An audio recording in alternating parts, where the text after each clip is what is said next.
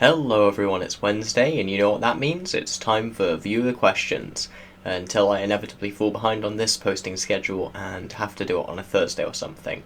But let's not worry about that.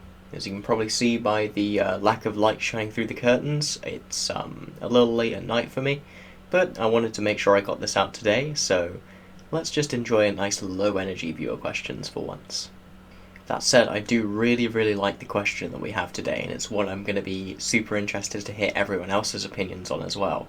And it's from Mr. Ree, who asks, what holes do you miss flying in EVE that have no real place in the meta? And he goes on to talk about his love of the Ishtar, and I don't think the Ishtar's literally ever been meta, unless that was way before my time. I always remember it being the Enyo is the best AF, but hey. And I just love this because it lets me talk about all the things that I enjoy in EVE, at least from a composition level.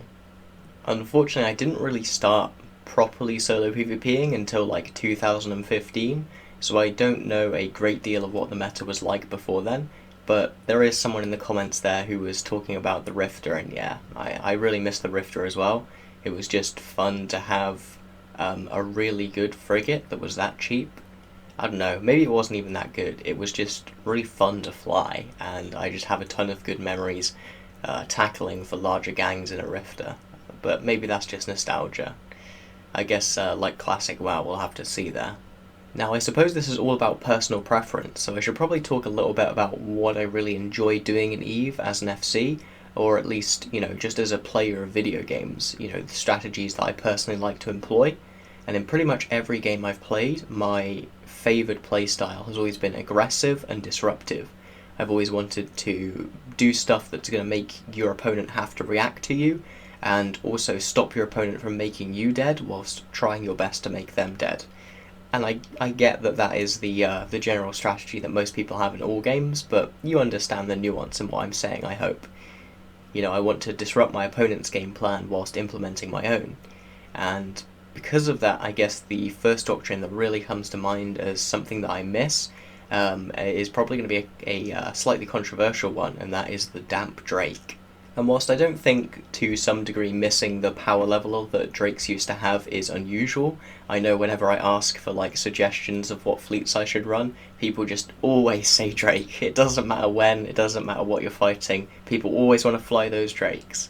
But, I don't miss the perma MWD just kite forever style of them. I really missed that semi-aggressive, I'm going to hold you at 60k, I'm going to make sure that I have webs on you, but I'm going to damp out all your webs so you can't web me. You had a lot of choices to make with that doctrine, especially as your fleet started to get really big and you could split up your damp pressure onto different weak points in the enemy fleet. There was a lot of nuance to how you'd engage with them and how you'd utilize them. And even though, yeah, obviously heavy missiles at that point were just the best weapon system that was out there, I can't help but miss it to some degree. It was a really cheap doctrine that was so effective against so many different targets. I have very fond memories of killing Tengu fleets with Damp Drakes, just because they weren't set up properly and we could isolate out their logistics, and then, poof, you win. I suppose this is the point as well at which I should mention my armor phantasm doctrine, although that's literally never been in the meta. It's just steadily gotten worse over time as people have started to really understand and prioritise having application in most of their fleets. Basically, for those of you not familiar, what I would do is I would run phantasms, but I'd run them armor, and then I'd put 2 tracking disruptors and 2 sensor damps in the mid, and you just try and sit on top of an enemy fleet, just damp out all their logi and just slowly whittle people away, and it worked amazingly. I'll put a link to one of the videos in the description and you can watch it, but it was intensely difficult for a line member to fly, but I think that just made it more fun for everyone. The fact that it was so difficult, and it probably, even if you were using it at its max capacity, it probably wasn't as good as other doctrines out there, but it was really fun. You felt like when you won, you felt like you'd really earned it, and that is something that I really miss in EVE right now. I feel like there's a lot of doctrines where the mainline ships are just very easy to fly, and I guess complexity actually in line member choices is probably the big thing that I miss about modern Eve. I feel like somehow if you go to the best parts of Eve, that was when an individual line member's decisions could actually impact a fight, at least in some regard. And I guess the final sort of doctrine in that sphere would have to be Whelp Canes and Whelp Pests, which are basically just shield, MWD, hurricanes or tempests, and the idea was you'd just drive them in at 0 on an enemy cap that you had tackled, and you'd be able to use your newts to cap it out, and then the autocannons would just chew through it. And it was this great like little hit and run doctrine, and I don't think that to some degree they've even gone away. I think you could still run something like it. The problem is that just thanks to cap creep in the game, and also just the way caps are currently balanced, means that they don't work anymore. I kind of miss those days where you could just drop like 30 battleships on any capital and that capital would almost certainly die.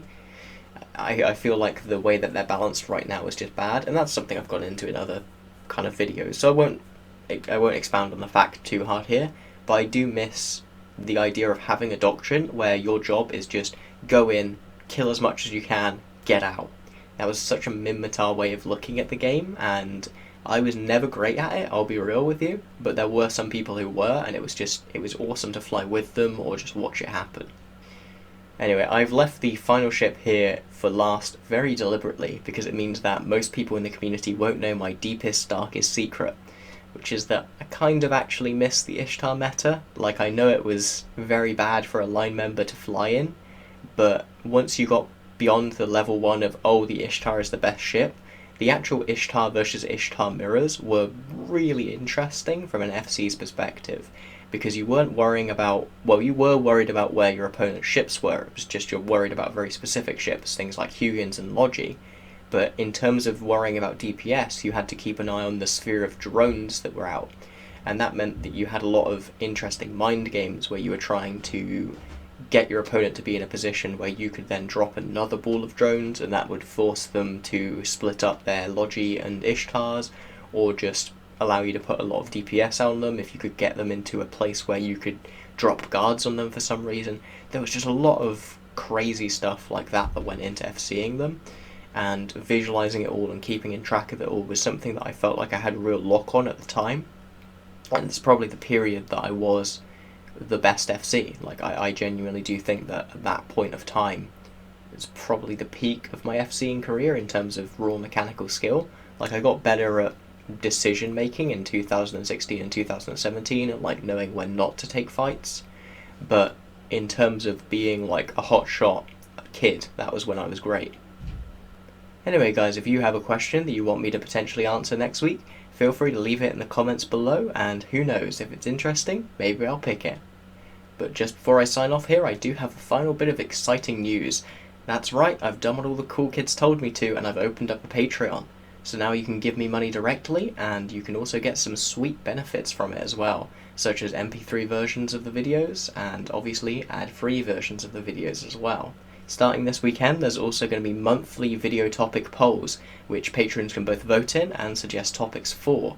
So if you want to help shape the future of the channel and what we cover here, join up or at least take a look and see what things are offered there. As always, I'm not going to gate any of my content behind the Patreon stuff, because I don't really want to do that. I like keeping the channel and the news open to everyone. I think that's the best model to have. But if you want to support me, the option is there. But as always, fly safe.